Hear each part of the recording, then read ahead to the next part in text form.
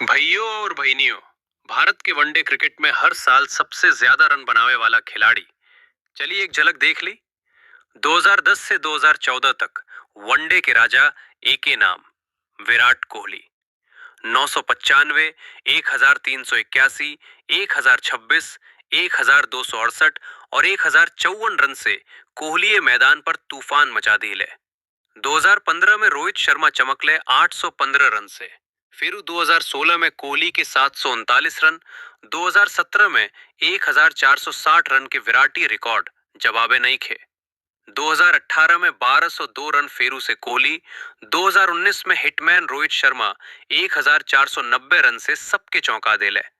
2020 में KL Rahul 443 run, 2021 में Shikhar Dhawan 297 run, 2022 में श्रेयस अय्यर 724 रन से टॉप पर रहले।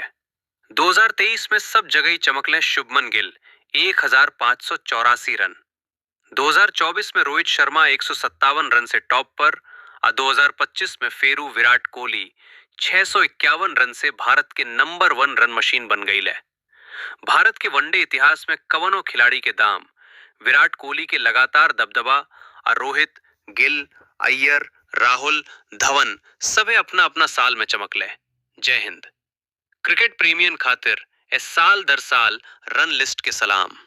सनी चैनल के सब्सक्राइब करें जोर से। तनी चैनल के सब्सक्राइब करें जोर से।